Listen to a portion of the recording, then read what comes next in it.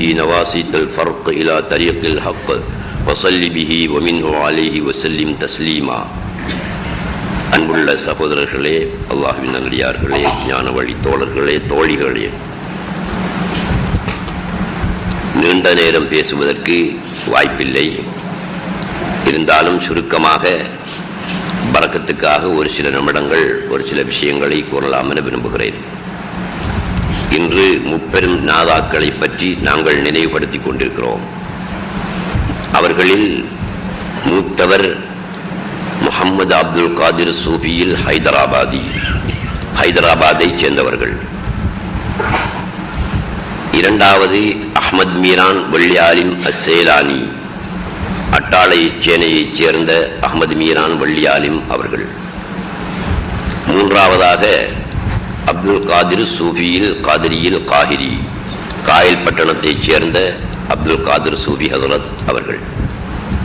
பிந்தின இந்த இரண்டு பேரும் ஷேக் முஹம்மது அப்துல் காதிர் சூஃபியில் ஹைதராபாதி அவர்களுடைய சிஷ்ய பிள்ளைகள்.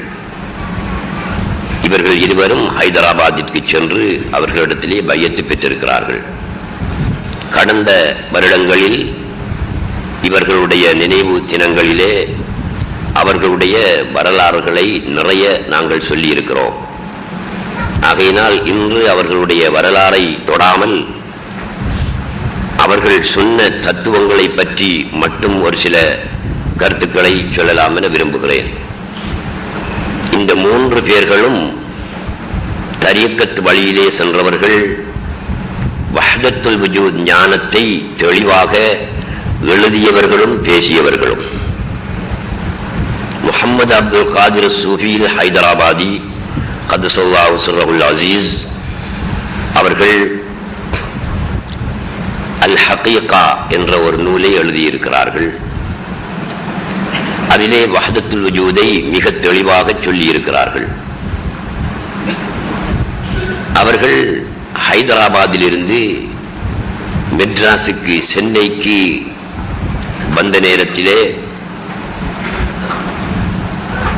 அவர்களிடத்திலே ஒருவர் கேட்கிறார்கள், ஷேகுல் அக்பர் முஹைத்தீன் இப்னு அரபி ரலியல்லாஹு தஆலா அன்ஹு அவர்கள் ஒரு பாடலை சொல்லியிருக்கிறார்கள், அந்த பாடலுக்குரிய விளக்கத்தை கூறுங்கள் என்று கேட்கிறார் மெட்ராஸைச் சேர்ந்த ஒருவர். அதற்கு ஹைதராபாத் சூஃபி ஹசரத் அவர்கள் மெட்ராஸிலேயே இருந்து கொண்டு அந்த இரண்டு பாடலுக்கும் ஒரு விளக்கத்தை எழுத்து மூலமாகவே எழுதி அவருடைய கையிலே கொடுத்தார்கள். அவர்களிடத்திலே அந்த கேள்வியை கேட்டவர்கள் அப்துல் ஜப்பார் ஹசரத் அவர்கள். இந்தியாவிலே வேலூர் பாக்கியாத்து சாலிஹாத் அரபு கல்லூரியிலே போதனாசிரியராக இருந்து காலஞ்சென்ற அப்துல் ஜப்பார் ஹசரத் அவர்கள் சூஃபி ஹசரத் அவர்களிடம் கேட்ட கேள்விக்கு அவர்கள் விடை சொல்லாமல் எழுதியே கொடுத்திருக்கின்றார்கள். அந்த விடைதான் அல் ஹகீகா என்ற நூல்.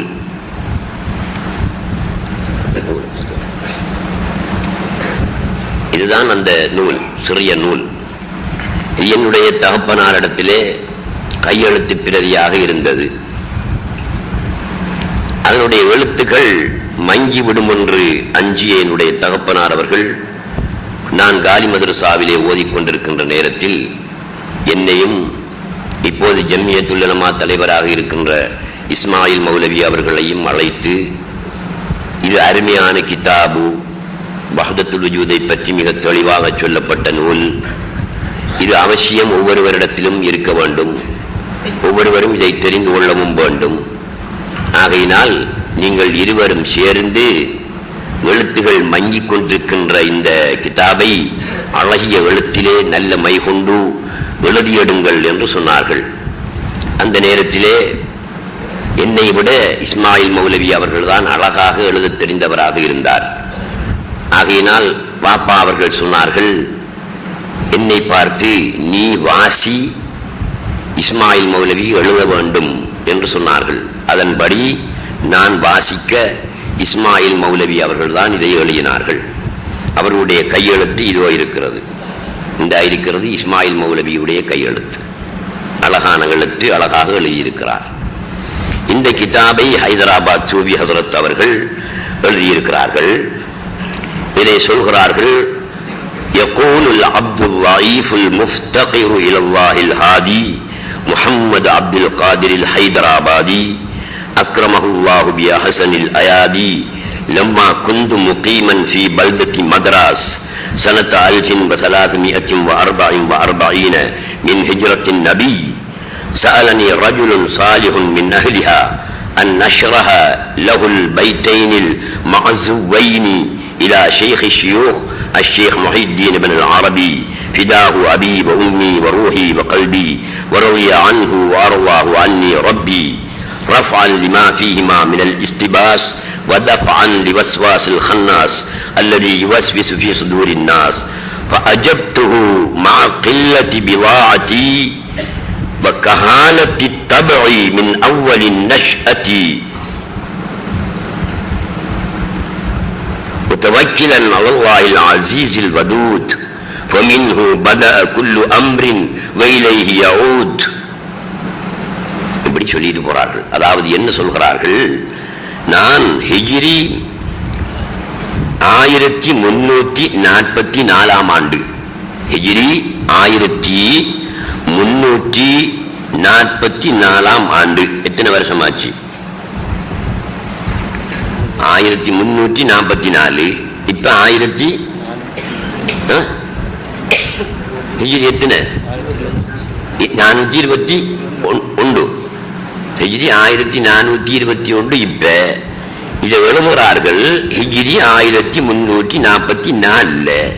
இப்ப எத்தனை வருஷம் ஆச்சு? 1344 இது எழுதுறாங்க. இப்ப ஹிஜ்ரி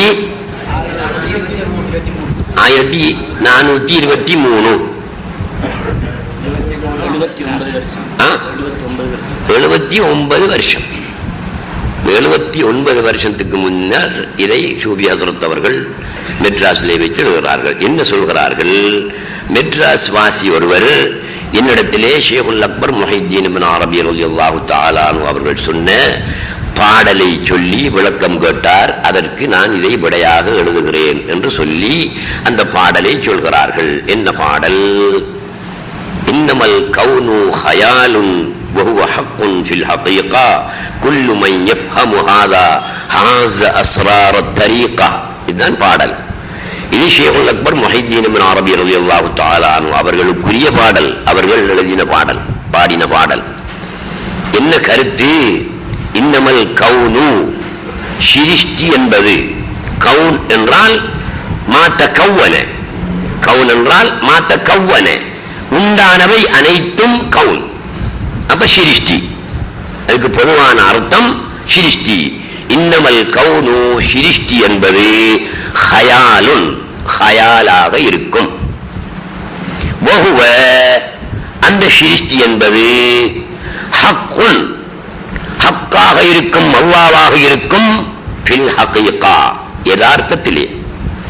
குல்லு மன் யஃஹமு ஹாதா, இதை எவரவர் விளங்குகிறாரோ அவர் ஹாஸ அஸ்ரார் அத்-தரீகா, தரீகாவினுடைய ரகசியங்களை பெற்றுக்கொண்டார் என்பது இதனுடைய அர்த்தம். என்ன சொல்கிறார்கள்? சிருஷ்டி என்பது ஹயால் என்று சொல்கிறார்கள்.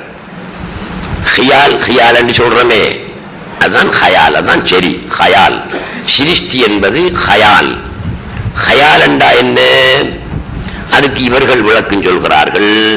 குல்லு மா யுரா வலா யூஜது ஃபில் ஹாரிஜி பிஸ்ஸாத்தி வஹுவ ஹயாலுன். இதுதான் வரைவிலக்கணம். இவங்க சொல்ற வரைவிலக்கணம் என்று இல்லை, ஹயாலுக்கு பொதுவாக உலக ரீதியாக சொல்லப்படுகின்ற வரைவிலக்கணம் இதுதான். என்ன அர்த்தம்? குல்லுமா யுரா, காணப்படும், காணப்படக்கூடியவை அனைத்தும். வலா யூஜது ஃபில் ஹாரிஜி பிஸ்ஸாத், ஆனால் யதார்த்தத்திலே அது ஜாத்தை கொண்டு இருக்காது. வஹுவ ஹயால், அது ஹயால். குல்லுமா யுரா, காணப்படும் அதை. வலா யூஜது ஃபில் ஹாரிஜி, ஆனால் காணப்படுகின்ற பொருளாக யதார்த்தத்திலே அது இருக்காது, அது ஹயால் என்கின்றார். அதுக்கு உதாரணம் காட்டுகிறார்கள். கஸராபின் பிகீஅத்தின் யஹ்ஸபுஹு ظمآن மாஅன். ஒரு பாலைவனத்திலே பரந்த வழியிலே தெரிகின்ற காணல் நீர் போன்று தாகித்தவன் அதை தண்ணீர் என்று எண்ணிக்கொள்வான். அத்தகைய நீர் போன்று என்று உதாரணம் எழுதுகிறார்கள். காணல் நீர் என்றால் உங்களுக்கு தெரியும், வெயில் காலத்தில் பரந்த வழியான இடத்துல தண்ணீர் ஓடுவது போல் தெரியும், கண்ணுக்கு நன்றாக தெரியும். சவுதி அரேபியா போன்ற பெரும் பாலைவனங்களில் அந்த தண்ணீரிலே அலை அடிப்பது போன்றும் தெரியும். குல்லு மாயுவா, அதை காணலாம், கண்ணுக்கு தெரியும். வலா யூஜது ஃபில் ஹாரிஜி, யதார்த்தத்திலே வெளியிலே அது இருக்காது. காணல் நீர் கண்ணுக்கு தெரியும் தானே, நாங்க போய் அங்கே பார்த்தால் கண்ணுக்கு தெரிந்த பொருள் இருக்குமா? இருக்காது. அதுதான் ஹயால். அவ்வாறுதான் இந்த சிருஷ்டி என்று சொல்கிறார். என்றால் என்ன? கண்ணுக்கு தெரியும், கண்ணுக்கு தெரிகின்ற பொருள் அங்கே இருக்காது. அப்ப என்ன? சிருஷ்டி கண்ணுக்கு தெரியுது, காணல் நீரும் கண்ணுக்கு தெரிஞ்சிச்சு. நாங்க போக போக போக போக அது போயிட்டே இருந்துச்சு, சாமா இல்லை. சிருஷ்டி கண்ணுக்கு தெரியுது, ஆனா சாமா இருக்குதானே, காணல் நீரை போல இல்லாம போகலையே. எப்படி இந்த தத்துவத்துக்கு காணல் நீரை இவர் உதாரணம் காட்டுவார்? ஹயாலுக்கு எப்படி காணல் நீரை உதாரணம் காட்டுகிறது? இந்த சிருஷ்டியை வச்சு காணல் நீர் கண்ணுக்கு தெரியுது, யதார்த்தத்திலே இல்லத்தான், பார்த்தா இல்ல சாமா. ஆனால் சிருஷ்டி கண்ணுக்கு தெரியுது, போய் பார்த்தால் அங்க சாமான் ஒன்று இருக்கத்தானே செய்யுது. முசல்லா கண்ணுக்கு தெரியுது, அங்க போய் பார்த்தா முசல்லா இருக்கு. ஆள் கண்ணுக்கு தெரியுது, அங்க போய் தொட்டு பார்த்தா ஆள் இருக்கு. காணல் நீரை போல இல்ல என்றா என்ன அர்த்தத்தை சொல்கிறார்? பார்வைக்கு தெரியும், உனக்கு தெரிகின்ற பொருளாக அங்கே இருக்காது. அதான் கருத்து. பார்வைக்கு தெரியும், உனக்கு தெரியலே, அந்த பொருள் அங்கே இருக்காது. முசல்லா உன்னுடைய பார்வைக்கு தெரியும், நீ போய் பார்த்தால் உனக்கு தெரிகின்ற பொருள் அங்கே இருக்காது. என்ன இருக்கும்? என்ன இருக்கும்? பஞ்சிரிக்கும். சேட்டு உனக்கு தெரியும், நீ அங்கே போய் பார்த்தால் உனக்கு தெரிகின்ற பொருள் இருக்காது. அது என்ன? பஞ்சிரிக்கும். மைக்கு உனக்கு தெரியும், குல்லுமா யுரா, காணப்படும். ஆனால் நீ இங்கே போய் பார்த்தால், தொட்டு பார்த்தால் மைக்கு இருக்காது. என்ன இருக்கும்? இரும்பு இருக்கும். அப்ப உன்னுடைய கண்ணுக்கு தெரிகின்ற பொருள் ஒன்று, நீ யதார்த்தத்திலே போய் அங்கே தொட்டு பார்த்தால் உனக்கு தெரிந்த பொருள் இருக்காது, வேறொன்று தான் இருக்கும். இப்ப சிருஷ்டி தெரியுது என்கிற கண்ணுக்கு, நாங்க போய் பிடிச்சு பார்த்தா எது பிடிபடுது? ஹக்குத்தான் பிடிபடுகிறது. அல் ஹல்கு மஅகூல் வல் ஹக்கு மஹ்சூஸ். அல் ஹல்கு மஅகூல், சிருஷ்டி என்பது அக்குலோடு சம்பந்தப்பட்டதுதான். வல் ஹக்கு, ஹக் என்பது புலன்களால் உணரப்பட்டது. எப்படி? இப்ப எங்களுக்கு ஷர்ட்டாக தெரியுது, ஷர்ட் என்பது சிருஷ்டி. இது என்ன? மஅகூல், எங்களுடைய அக்கல் சொல்லுது இது சிருஷ்டி என்று. நாங்கள் வந்து பிடித்து பார்த்தால் பஞ்சுதான் பிடிபடுகிறது. வல் ஹக்கு மஹ்சூஸ், ஹக் என்பது அல்லாஹ் என்பவன், இறைவன் என்பவன். மஹ்சூஸ், புலன்களால் உணரப்பட்டவன். இதைத்தான் ஷேகுல் அக்பர் முஹைத்தீன் இப்னு அரபி ரலியல்லாஹு அன்ஹு சொன்னார்கள். இன்னமல் கவுனு ஹயால், சிருஷ்டி என்பது ஹயால், காணல் நீர் போன்றது. வஹுவ ஹக்குன் ஃபில் ஹகீகா, ஆனா யதார்த்தத்தில் அந்த சிருஷ்டி ஹக்குத்தான். இதை எவர்கள் விளங்குகிறார்களோ குல்லி மைய பகமஹாதா ஹாஸா அஸ்ரார தரீகா, தரீகாவுடைய ரகசியத்தை வழங்கிக் கொண்டார் என்று அவங்க சொல்றாங்க. அதை நிறைய விரிவாக என்ன செய்கிறார், இவர் எழுதுறாரு. அதை விளங்கப்படுத்துற என்ன 2-3 மணித்தியாலும் வேணும், சொல்லிக்க இயலாது. அதே மாதிரி ஹைதராபாத் சூஃபி ஹசரத் அவர்கள் வஹதத்துல் வஜூத் பேசினது போல வெள்ளி ஆலிம் சாஹிப் அவர்கள், அவர்களுடைய மாணவன் வெள்ளி ஆலிம் சாஹிப் அவர்களும் வஹதத்துல் வஜூத் பேசியிருக்கிறார்கள். அவர்கள் கிதாபுகள் அரபியில எழுதினதாகவோ தமிழ்ல கிதாபொழி புத்தகங்கள் எழுதினதாகவோ நாம் அறியவில்லை. அவர்கள் மஹபூபு மனோன்மணி கீதம் என்று ஒரு பாடல் இயற்றி இருக்கின்றார்கள். பல பாமட்டுகளிலே பாடல்கள் இயற்றி அதை மஹபூபு மனோன்மணி கீதம் என்ற பெயரிலே வெளியிட்டிருக்கிறார்கள். அதிலே பல இடங்களிலே வஹதத்துல் வஜூதைத்தான் சொல்லி இருக்கிறார்கள். உதாரணமாக அஹதியத்தெனும் கடலே ஆதியுமாச்சி, அதில் எழுந்த அலைகள் அது ஆலமுமாச்சி, ஆலமுமாச்சி அதுவே கோலமுமாச்சி. அஹதியத்தெனும் கடலே ஆதியுமாச்சி, அஹதியத்து என்றது அவ்வாவை குறிக்கும், அதுவே ஆதி, அது ஒரு கடல். அப்ப அவ்வா என்பது ஒரு கடல். அஹதியத்தெனும் கடலே ஆதியுமாச்சி, அந்த கடல் தான் ஆதி. அப்ப இறைவன் என்பவன் ஒரு கடல், ஆதி. அதில் எழுந்த அலைகள் அது, அந்த இறைவன் என்ற கடலில் எழுந்த அலைகள் அது, அலைகள் ஆலமுமாச்சி. 18,000 ஆலங்கள் என்று சொல்கிறோமே, 18,000 ஆலங்கள். இந்த 18,000 ஆலங்களும் அல்லாஹ் என்ற கடலில் இருந்து எழுந்த அலைகள், அதுவே கோலமுமாச்சி. அந்த அலைகள் எல்லாம் வந்து ஒவ்வொரு கோலத்திலேயும் வந்து, ஒவ்வொரு ஆலம் என்ற கோலத்திலேயும், மனிதன் என்ற கோலத்திலே, மரம் என்ற கோலத்திலே, கடல் என்ற கோலத்திலே இப்படி வழியாகி இருக்கிறது என்று வஹதத்துல் வஜூதை அப்படியே முழுக்க முழுக்க சாரமாக சொல்கிறார்கள். இன்னொரு இடத்திலே சொல்கிறார்கள், நான் என்று இருந்தேனே நாளும் கழிந்தேனே, தானாயிருந்த தன்னை அறியேனே. நான் என்று இருந்தேனே, நான் ஒரு ஆள் இருக்கிறேன் என்று இருந்தேனே, நாளும் கழிந்தேனே, அந்த உணர்வோடு என்ற நாட்கள் எல்லாம் கழிந்து போயிட்டே, தானாயிருந்த தன்மை அறியேனே, நீதான் என்னாக இருந்தா என்ற விஷயம் தெரியாமல் என்னுடைய காலத்தை கழித்து விட்டேனே என்று அவர்கள் சொல்கிறார்கள். அவர்களும் வஹதத்துல் வஜூத் பேசியிருக்கிறார்கள். கடைசியாக வந்தவர்கள் அப்துல் காதிர் சூஃபியில், காதிரியில் காயிரி சூஃபி ஹஸ்ரத் அவர்கள்.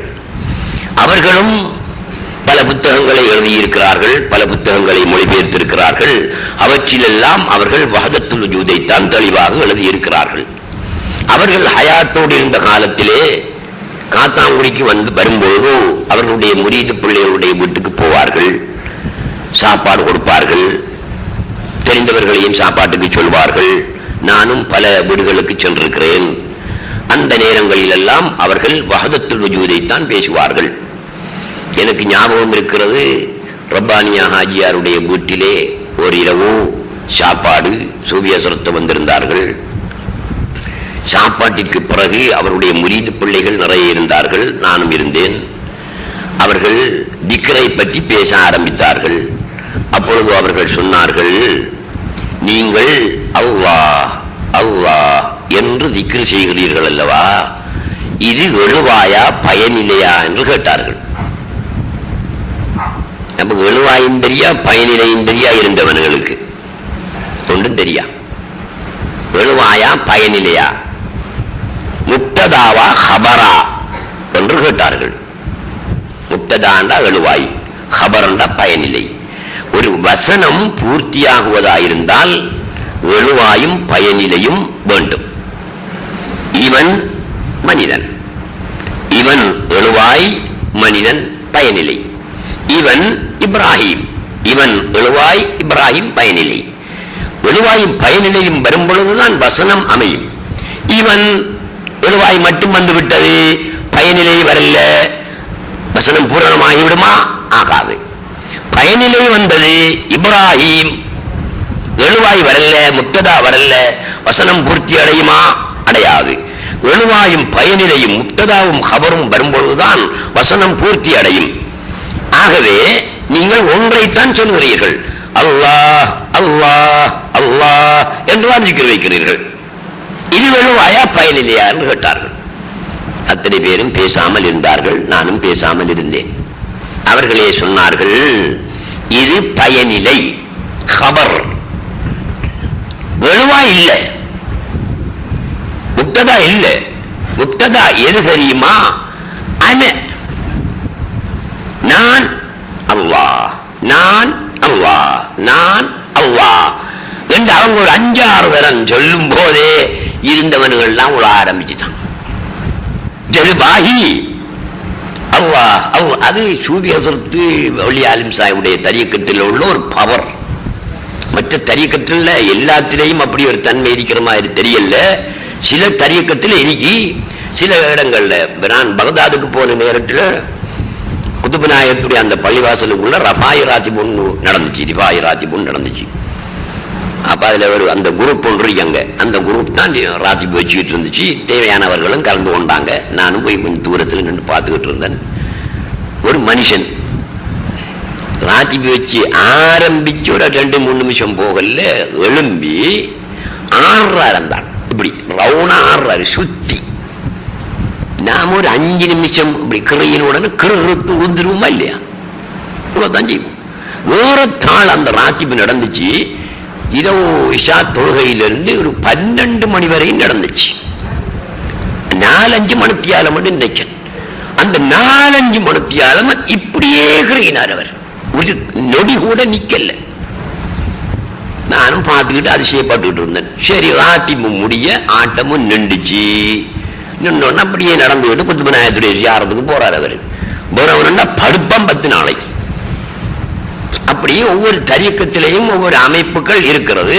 சூஃபி ஹஸ்ரத்துடைய தரியக்கத்தில் அப்படி ஒரு அமைப்பு ஒன்று இருக்கிறது. அதாவது ஜெதுபு உண்டாகிறது. அது நல்ல வேளாண்.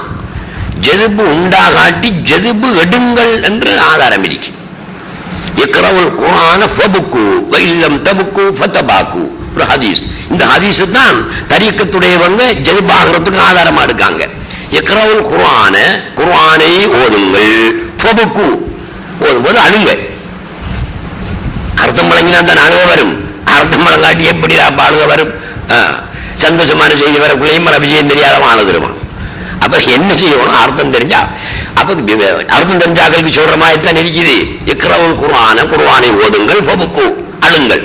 அழக்கூடிய கட்டங்கள் வரும் தானே, அந்த நேரத்தில் அழுங்கள். வஇல்லம் தபுக்கு, நீங்கள் அளவில்லையானால் ஃபதபாக்கு, அழுபவர்களை போல் பாவனை செய்யுங்கள், அழுகவர்களை போல் நடியுங்கள் என்றுதான் அந்த அர்த்தம். தபாக்கு என்றா என்ன? நீங்கள் புக்கா வருபவர்களை போல, அழுக வருபவர்களை போல பாவனை செய்யுங்கள். எப்படி? குரான் அழுக வருதில்லைன்னு வச்சுக்கோமே, சும்மா சும்மா செஞ்ச செஞ்சிடும்.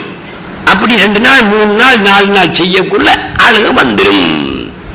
இதை முகஸ்துதிக்கு செய்யப்படும். அதான் உண்டு. நீ ஊட்ட ரூமுக்குள்ள தனியை கிடந்துகிட்டு அப்படி செய். பள்ளிவாசல் இருந்துகிட்டு பலரும் பார்க்கிற நேரத்தில் குர்ஆனை வச்சுக்கிட்டு என்னமோ ஆளுகிறவன பல பாவனை செய்யக்குள்ள உனக்கு மோஸ்துதி ஏற்பட்டு போயிடும். அப்படி செய்யாத. இந்த ஹதீஸ் ஆதாரமாக வச்சு சொல்கிறார்கள், நீங்கள் ஜெதுபு ஆகுங்கள். உங்களுக்கு ஜெதுபு வரவில்லையானால் ஜெதுபு வந்தவர்களை போல் பாவனை செய்யுங்கள். அப்படி பாவனை செய்வது வீணான வேலை ஆகாது. இந்த ஹதீஸ் ஆதாரம் என்று அவர்கள் எழுதி நீங்க திக்ர் வைங்க. அல்லாஹ் அல்லாஹ் அல்லாஹ் என்று வச்சுட்டு போக, நீங்களாகவே அல்லாஹ் அல்லாஹ் அல்லாஹ் அப்படி செய்யுங்கள். உங்களுக்கு என்ன செய்யும்? உண்மையான ஜெதுபு வந்து சேரும், நாளடைவில் சேரும். இது ஆட்கள் பார்க்கிற எடுத்து வச்சுக்கிட்டு மற்றவர் எல்லாம் பாத்தியான ஜெதுபாக இவனுக்கு என்று நினைக்கக்கூடிய அளவுக்கு செய்யாதீர்கள். தனிமையிலிருந்து செய்யுங்கள். அதுதான் சொன்னார்கள். அதனால அங்க ஜெதுபு வந்துட்டு இருந்தாக்களுக்கு விளக்கத்தை சொல்ற நேரத்தில் சொன்னார்கள், நீங்கள் அல்லாஹ் என்று திக்ர் செய்கிற நேரத்தில் அன என்ற முப்ததா எழுவாய் மஹ்தூபாக இருக்கிறது, ஒளிந்திருக்கிறது, நீக்கப்பட்டிருக்கிறது. தோன்றா எழுவாய் என்று அதற்கு சொல்வார்கள் தமிழ் மொழியில தோன்றா எழுவாய், வராமல் இருக்கின்ற எழுவாய் அப்படி ஒன்று. நான் என்று சொல்லாம அப்துல் ரவுஃப் என்ன, நான் அப்துல் ரவுஃப் கருத்து. நான் என்கிறது தோன்றா எழுவாயாக இருக்கும். அதே போல நீங்கள் அல்லாஹ் திக்ர் செய்கிற நேரத்தில் அன என்பதுதான் எழுவாய் என்று கற்பனை பண்ணிக்கொண்டு நான் அல்லாஹ் நான் அல்லாஹ் என்று சொல்லுங்கள். இதுக்கு என்னமோ ஆதாரங்கள் இருக்கா? குர்ஆன்ல ஆதாரம் இருக்கு. குலில்லா சும்ம தர்ஹும் ஃபீ கௌதிஹிம் யல்அபூன்.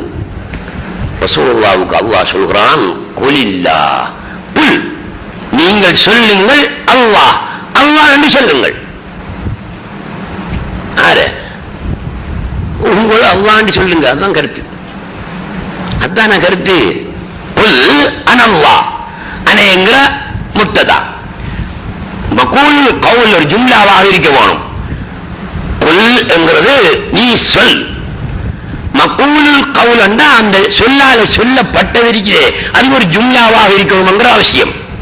நஹ்வு சட்டப்படி மொழி இலக்கணப்படி ஒரு ஜும்லாவாக இருக்கணும். அப்ப குல் என்ற அந்த அம்ரஹாவருக்கு பிறகு அல்லாஹ் மட்டும்தான் ஆயத்தில் வந்திருக்கு. அல்லாஹ்ங்கிறது ஒரு ஜும்லா அல்ல, ஒரு கலிமா தான் அது. அப்ப ஜும்லாவா வரணுமே. அப்ப ஜும்லாவா வரண்டா அனல்லாஹ் இருக்கணும், இல்லாட்டி ஹுவல்லாஹ் இருக்கணும், இல்லாட்டி அந்த அல்லாஹ் இருக்கணும்.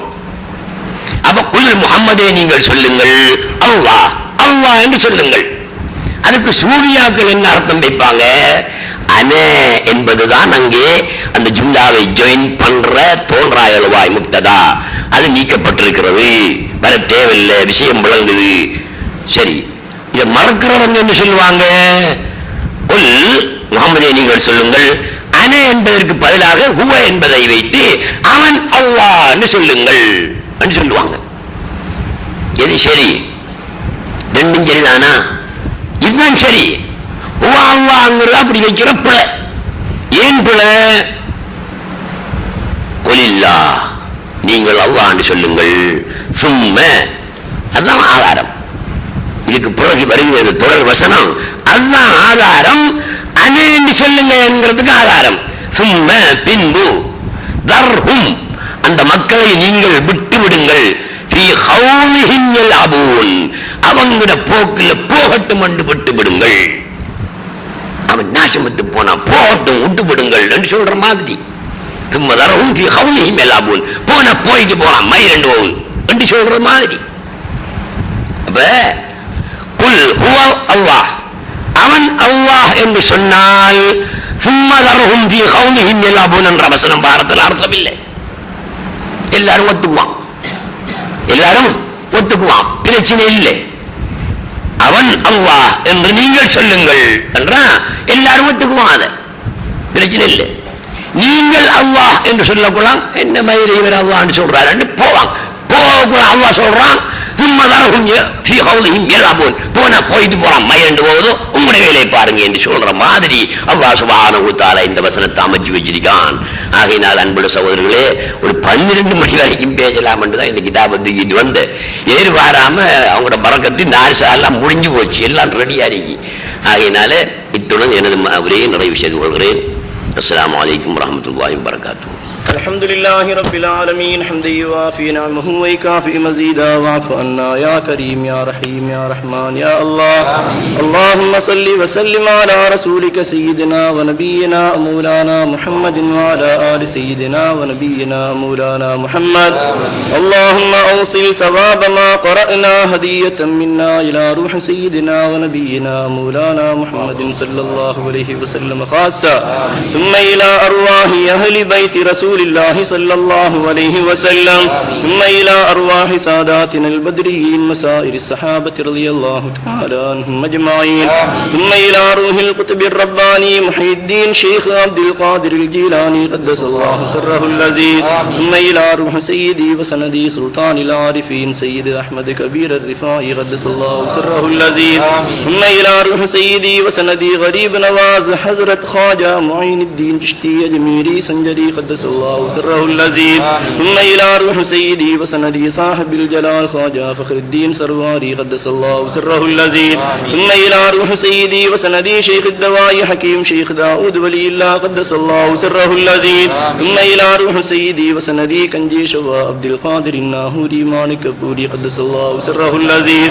ثم إلى روح سيدي وسندي صاحب اليوم العظيم سيد عبد القادر صوفي الحيدرابادي قدس الله سره اللذيذ ثم إلى روح سيدي وسندي صاحب اليوم العظيم سيد عبد القادر صوفي الصديقي القادري القاهري قدس الله سره اللذيذ ثم إلى روح سيدي وسندي صاحب اليوم العظيم سيد أحمد ميران عالم الفضة قدس الله سره اللذيذ ثم إلى روح سيدي وسندي عبد الرشيد العنتري القادري الرفاعي قدس الله سره اللذيذ ثم إلى روح سيدي وسندي صاحب هذا المقام العظيم بالعرفان عبد الجواد العالم الولي قدس الله سره اللذيذ ثم إلى روح كل ولي وليا وصالح وصالحا وعارف وعارفا وعابد وآتنا عندك يا أرحم الراحمين اللهم قل حاجاتنا كلها بجاههم وبركاتهم يا خير الناصرين اللهم احفظنا واحفظ جميع الموحدين والموحدات واحفظ شيخنا من الآفات الأرضية والسماوية ومن الأمراض والأسقام بجاههم وببركاتهم يا أرحم الراحمين عباد الله رجال الله أغيثونا لوجه الله وصلى الله وسلم على سيدنا محمد وآله وصحبه أجمعين سبحان ربك رب العزة عما يصفون وسلام على المرسلين والحمد لله رب العالمين يا وهاب يا تواب وحيدين سلم